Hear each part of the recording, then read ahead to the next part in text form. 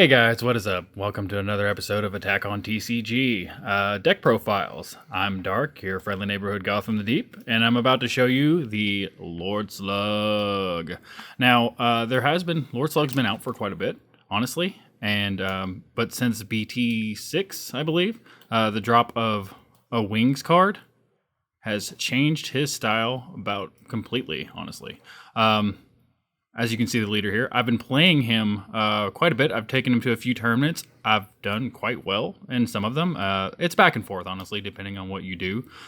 But with this one specifically, it's all about aggression with this one because that's what I've noticed I really enjoy. I really enjoy some aggression when I play this game altogether. It's probably been one of my favorite play styles that I've been playing because I've tried a few here and there. I've tried some Shinrons. I don't like the waiting game. It's not a thing for me. I like to go in hard, if you know what I mean. Anyhow, so with Lord Slug, as you can see, activate main once per turn. Choose one card in your hand and add it. Choose one card in your life and add it to your hand. This card gains critical for the duration of the turn. This typically will be helpful for you, especially if you're trying to self-awaken, because once you get to that point, you can start dishing a little more here and there. And from when you're at 4 life or less, you draw 2 cards and flip this card over from where you can see as it awakens. When this card attacks, draw 1 card. Place 1 card, activate main once per turn. Place 1 card from your hand in your drop area. Your opponent does the same. So there's a little theme that goes along with the rest of this card, as you can tell. That's actually one of the starting themes of this, the crit and the dropping. So with this, I like to play 4 of the new from BT6, Wings. Now, as you can see, this one has barrier, so some cards are not going to be able to take him out just as easily, but there are plays that can. I mean, that's why I typically run 4, so I mean, every now and then I'll run him as 1 of energy and maybe have some on the sideline just so I can play him. But as you can see here, permanent, you can only have up to 1 Wings, the morale boosted in your play in the battle area, and reduce the energy cost of all Slugs Army cards in your hand by 1. This card is your bread and butter for this deck. The reason this came out in BT6 made this deck extremely hateful towards anything that I've played a lot of. I mean, if they have bigger hands, yeah, it's going to be a little bit of issue, but I mean, it doesn't do the mill thing. It typically makes them drop their hand, if not whatever is in their life. So I play for him. I'll say real quick, that card makes that deck so much faster. Oh yeah, than what it used to be. This typically, if that's not your turn 1, then there's another turn 1 that I have. It is exactly what Slug was missing. Mm-hmm.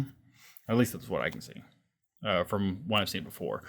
I also play 4 of these. Now, I've got a splash of blue in this, specifically just for this card, because if you use this card, as you can see, it's our Bobbity Overseer of Destruction, and we kind of get a little, let's see here, yeah. You can only have up to 1 Bobbity Overseer, as you can see, permanent of destruction, in play in your battle area. It's treat Agent of Destruction cards in your hand as if they had no specific cost. What does that mean? And for what you can see, permanent reduces the energy cost of all Agent of Destruction cards in your hand. So think of it this way. You have your Wings morale booster, and you have this on the field as well. There is a Agent of Destruction, which I'm about to show you here in a second, that makes him a 1 cost. And it doesn't matter which color energy you're using. You can drop him 1 cost every time. Typically run 4 of these just for the fact that I may use 1 for energy and may have 1 on the field. He also has barrier, so typically being targeted or not, this is just the blue side. I do have just a mono green for for this deck, just in case you may want to see it. It also is still as aggressive, works completely the same way, except there's just one just has a little splash of blue because I'm just testing it currently. If you want to see that one, just put a comment down below and I'll show you that one as well if you'd like to see that. So next, after that, we run the other one, actually the one that comes right after these 2. It is your Lord Slug. Let me fix that here. Lord Slug, Agent of Destruction. Auto, when you play this card, your opponent chooses 1 card from their hand and places it in the drop area. Yes, with these 2 on this field, This makes this guy a monster. You drop him once, okay, you used one energy to drop him. They have to drop one from hand. You use another energy, drop another one, they have to drop one from hand. You use another one. You see what I'm getting at? They're losing their hand the more you play this card. And as well as, you have an activate main on here that says once per turn, choose one green energy, choose up to one Slug Army card from your hand with an original energy cost of 3 or less, then the Lord Slug Agent other than Lord Slug Agent Destruction, cannot talk currently, and play it. There's another card that goes right after this that I typically like to use, and the 3-drop that you have in here, it is a brutal combo. Like I said, this deck is nothing but aggression, and I have enjoyed it completely every time I play. See where I'm getting at? You know, there's a little bit of this, a little bit of that. The card that you play for this that I typically like to run, and I run 4 of them, as you can see. This wasn't in BT6. This actually was before. I play 4 of the Adonic Warrior Angela. As you can see, he has critical, but he also has Autobahn 2, Slugs Army. This skill takes effect when you have 2 or more of the specified battle cards in play. When this card attacks, if your leader card is Slugs Army, your opponent chooses 1 card from their hand and places it in their drop area. So not only are you making them drop their hand, but you're hitting them for a crit with this. And you can easily combo along if you need to, but there are things you can do with this as well in this deck that will make it a lot more sick. So for the simple fact of activate main with 1 green, you can drop him just for a 1 cost at any time. Now, sometimes I like to combo him because there's a 4-drop in here that once you drop him for about a 3 green cost, since wings makes them a less, you pull him from the drop area. So you can combo with a few of them and pull him right back to the field. That's why I typically run 4 of those. I also like to run 4 of the Zuin the Loyal. He is a blocker. There are some cards every now and then that can take away your blockers, but typically if you have him on the field, he can protect you and your other cards that you need on this field just to keep you going, especially if you're getting very aggressive. If you have a Lord Slug leader card in your battle area, as you can see on his permanent or area or your leader area, you can play this card from your hand without paying its energy cost. Yes, you can drop these for free. You can have as many of them on the field as you want, unless they've been taken away by using them as a blocker, you know, to keep your wings on the field, to keep your bobbity on the field, or to, you know, just to protect yourself from anything else, so to speak. Like, say, example, you've got a little bit of life left. Right there. These guys. Put them right on him. Block away, baby. So, along with the bobbity, this thing that makes it a lot more ridiculous is I've played this a few times like this. I've played maybe 3 games with the blue in here, the blue mix in here. I'm iffy on it, but if played correctly, I could possibly be very dominant. So I play 4 Senzu Beans, of course, as you know. I'm pretty sure you all already know what Senzu Beans do. But you see, if I play one of the Senzu Beans, I can give whatever I want on here, 5,000 power, return 2 more of my energy back up, and then possibly play another card with a less cost for having wings, because the rest of these cards are typically Slugs Army. So yeah, that'll also help with typically. Honestly, it was a swarm deck, or is just very aggressive, right? Not a swarm, correct? No. What is it? Not typically a swarm deck, or is it? What, slugs? Yeah. Yeah, Is it definitely swarm? swarms. Okay. It's close I enough get to confused when, storm and swarm, but this is typically, from what I know, is a swarm. So, I mean, I've had my field covered with battle cards. Let's put it this way. Yeah, with Dark Still Learning, especially with the added splash of blue, especially with Senzu Bean, you could, on turn 3, I think you did to me, you dropped like 4 or 5 battle cards on turn 3 alone. And I think you still had 1 left over. Mm-hmm, mm-hmm. So yeah, no, adding that splash and having both wings and bobbity, making them aid destruction a 1 cost. Just ridiculous. It's pretty much a monster. It's a disastrous field to look over. Mm-hmm. Because I've seen my field many times, especially when I played in a few of these tournaments. I've been very happy with the results, especially of this. Because I've been running a baby deck as well, also red and quite aggressive. I love it. I may change it up, tweak it up a little bit, but we'll find out. I played 2 Furthering Destruction Champas for the simple fact, auto, when you combo with this card, choose up to one of your attacking cards and it gains double strike. So I typically like to use this, especially if I use his activate main around first turn if I have 1 energy and I haven't dropped a wings. Just because critical, and you don't have to use the red energy cost because it only takes 1 just to be comboing with him. So you don't have to worry about using the red energy. You could use a green energy or a blue energy if you need to, and just drop him with typically on a first turn. So I typically wait for if they say negate or not, and if they don't say negate, I'm going to pump this guy right on top of him, so it gives him double strike and crit.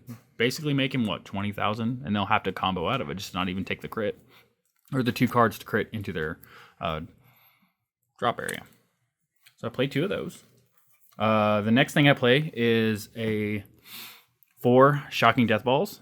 It is probably my only counterattack in this deck, because I typically, as much as I'm attacking, I only worry about protecting myself closer to the end, maybe 3rd or 4th round, or sometimes if I'm worried about, possibly wings or bobbity or, my slugs getting destroyed, especially the ones I need that will take away their hand.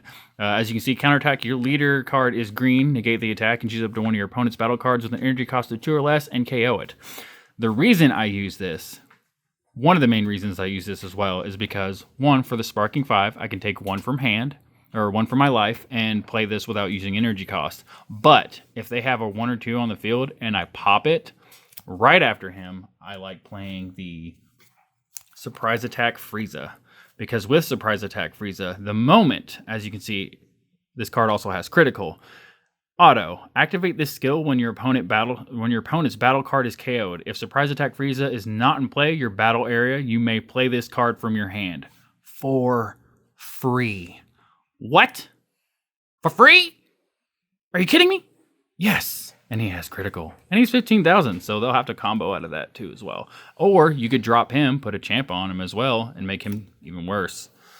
What I like to play after that, typically for the ones, I did play 4 of these at one point in time because I was using them for energy, but sometimes I get them in my hand, sometimes I don't, but I have at least 2 of the Lord Slug return to form. Auto, when you play this card, choose up to one of your Slugs Army from your deck with an energy cost of 4 or less and add it to your hand, then shuffle your deck. Now sometimes I'll use one of these for energy if I don't already have it in my hand, but I will play this card just to simply pull one of these from my deck, which is Lord Slug Young Again. The good thing about this Lord Slug, so say you have him in your hand. With wings on the field, he only costs 3 energy. Yes, you heard me. 3 energy. What? As you can tell, Bond 2, Slugs Army. This skill takes effect when you have 2 or more of the specified battle cards in play. When you play this card, if your leader card is Slugs Army, choose up to 1 Slugs Army card in your drop area with an energy cost of 3 or less and play it. Then choose up to 1 of your energy and switch it to active mode. This will not only protect you, but if you've already comboed with Angela, you can pull him right back to the field. And what? He's got crit on Angela. What? You brought him back. I got rid of him. Well, play him again. That's typically why I play 4 of those. After that, with my combos, I typically like to run the Defending Father Paragus. As you can see, super combo. When you combo with this card, if your leader card is green and your life is at 4 or less, draw 2 cards and then choose 1 card from your hand and then send it to your warp. Yes, sometimes that's definitely an issue, but there's a card in here. I have a good reason for playing this one. 1, 4 or less, and then just immediate combo. There's no Sparking 5 or anything needed for that, but you draw 2 cards. And if one of the cards you typically don't need, or the one that you have in your hand, send it to warp. It's totally fine. But you'll see the reason why I have that as well for the warp part. Typically, let me wipe the field here for you guys so you can see the rest of these cards, because this is just getting out of hand. Get it? Out of hand? No? Okay. Anyway. I like to play 2 of these. Dark Temptation Toa. Let me fix this so you can see here. Overrealm 3. When you play this card using Overrealm, if your leader card is green, I think Slug is green. I'm pretty sure. I could be wrong. Just kidding. He's green. Anyway, chooses 1 of your leader cards and it gains 5,000 power for the duration of the turn. And your opponent chooses 1 card in their hand and place it in their drop area. In their drop area. See what I mean?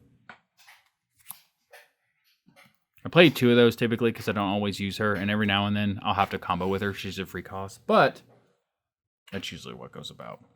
I also play one of these, Dimensional Banisher Fu. He has Overwhelm 5, but if, say, for example, you have, 5 in your drop area, just take the 5 from your drop area. He only has an energy cost of 1. So you could pay 1 energy, put your 5 into your warp, and then when you play this card with Overwhelm, choose up to one of your opponent's battle cards and send it to their warp. Did you notice it doesn't say anything about the energy cost? Yeah.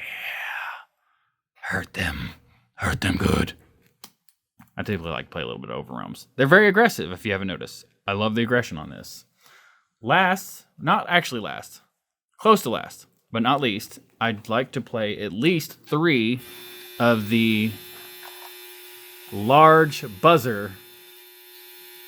I knew that was going to go off. That is hilarious. Sorry, I'm doing laundry. You know, we are human. Are we? Anyhow, I like to play 3 Titanic Ambition Lord Slugs. So, with this card, this is what I like to do. So, as you can see, with this card, X Evolve. Place 1 card from your hand into your drop area, Lord Slug with an energy cost of 4 or more, and you evolve with 2 energy on top of your 4 drop that you have. Well, not only does he have double strike, but this is the one that they do not want to see on the field. For the simple fact, say you have more than 2 of those, use some more energy. Well, Auto, Bond 3, Slugs Army. This skill takes effect when you have 3 or more of the specified battle cards in play, which I usually have a Field of Slugs Army. This card, when you play this card, choose up to 3 cards from your opponent's hand and place them in their drop area. Why? Why is my hand empty? It's because Slug told you to drop your hands. Slug's pretty mean, and he's hateful, and he'll do what he can to make you lose. But typically, if you have this one on double strike, yes, I don't have a card that possibly could give him crit. I may add something in like that at some point or time, but typically, if he's coming out, there's going to be a serious problem. I actually try to make sure that they've used most of their negates, typically, just to throw him out. Last but not least, the reason I play this. Mira, Creator Absorb. I only play 1 for the simple fact that it takes 1 energy to play him and then 4 in your drop area for Overwhelm. As you can see, he is shiny as hell, if you can't tell. Anyway. So, as you can see, Auto, you won't get the first Auto, but he does have Deflect. So, say if they have like Cold Bloodlust. You won't get the first Auto, but you will get the second one. When this card attacks, this card gains 5,000 power for each card in your warp area.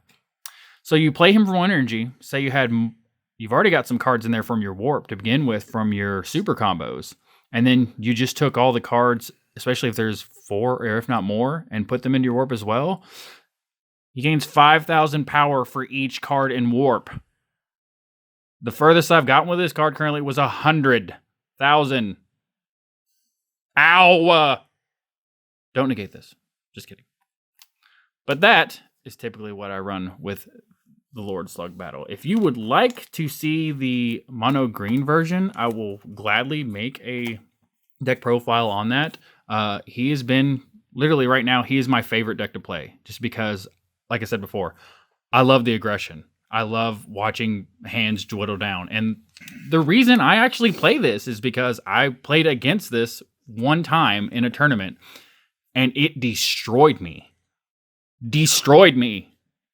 For 4 turns, I had no hand. Thank you, Lord Slug, for teaching me the way.